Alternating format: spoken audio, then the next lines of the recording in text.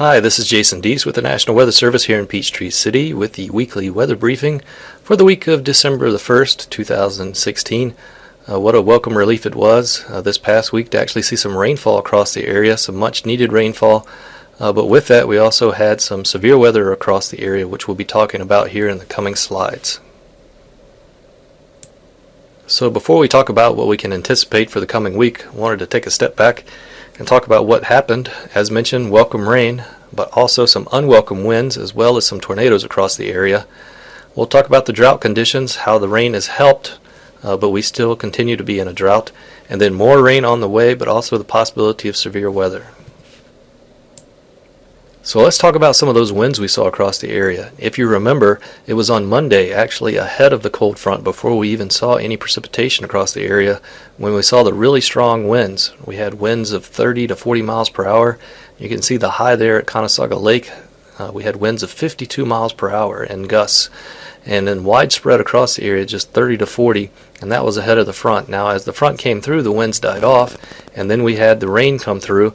And once we had the rain and the squall line come through, we had the winds pick up again. So some additional areas saw some 30 to 40 and even 50 across central Georgia there. And then we had the precipitation come across the area with showers and thunderstorms in multiple rounds, creating a nice swath along the I-20 and I-85 corridor with the initial band of generally 2 to 3 inches. So anywhere from Heard to Coweta up to southern Fulton, Clayton, and Fayette counties all saw that first batch of rain, and that was really beneficial for these areas as they were some of the most hard hit by some of the drought conditions. And then the areas to the northwest kind of missed out on that first wave, but then that second wave came, and boy, look at that, 3.5 inches up in Trenton, 2.5 in Dalton. That entire area up there got a good 3 to 4 inches because the rain band set up there and just wouldn't move. Overall, we had a good 2, 3, and in some cases 4 inches of rainfall, which is very good for the area. South sections over central Georgia from Columbus to Macon, a little bit less there, generally 1/2 inch to 1 inch, maybe a little bit more, but still we'll take anything we can get at this point, especially with more to come. So what did that rain do to our drought status? Well, initially not a whole lot.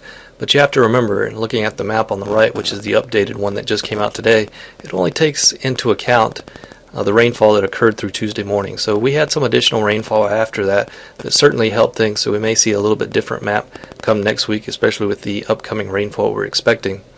But you have to remember that it took us 6 months or more to get into this drought situation, so it's going to take several waves of this beneficial rainfall to get us out of this drought situation as well. And then unfortunately, with the beneficial rainfall, we also had to deal with some tornado and severe thunderstorm activity as it came across the area. And what I have circled here, what we call rotation tracks. So anything you see circled there was where the radar indicated rotation within the storms, and any of those storms that had rotation were capable of producing a tornado. We have survey teams out and about right now taking a look at all 3 of these areas to see which ones of these rotational tracks actually produce the tornadoes, and we'll have those survey results hopefully by the end of the day today, but if not, definitely by the end of tomorrow. So let's jump into that forecast. No problems tonight. We got that cold front coming through and clear skies behind it, and no rain expected at least through tonight into Friday morning. Same story for Friday. Precipitation stays out of the area, but I do want you to look over Texas and the Gulf Coast. We do start to see some precipitation starting to build there, and that in fact is going to be our next weather maker. And in fact, by Saturday, you see we start to see some precipitation moving into that west central portion of the state. Generally, 1/10 to 1/4 of an inch is all we can expect initially with the activity coming in on Saturday. But boy, it really picks up in both coverage and intensity as we head into Sunday and Monday.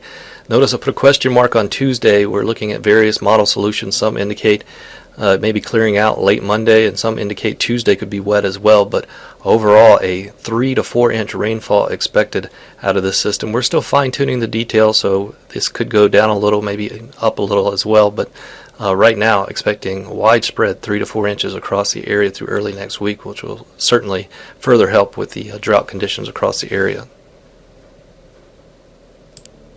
And I did mention Tuesday. This is one model representation of what could happen on Tuesday. We have low pressure on the left in the blue there, showing going through Tennessee, Kentucky, and Illinois. When we have a track like this, this starts to make us worry a little bit about severe weather. So looks like initially just rain Sunday and Monday, but then we're going to have to watch for the severe weather potential.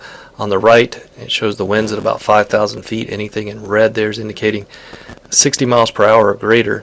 Anytime we get winds that strong at that low level, we're expecting severe weather out of that. So again, we're kind of far out looking at Tuesday, but if these conditions persist like this, we could be looking at additional severe weather potential. So in summary, we had some much needed rainfall with 2 to 4 inches earlier in the week. Survey teams are currently out looking at several potential tornado areas, and they'll hopefully get their results back to us quickly so we can share it with you guys.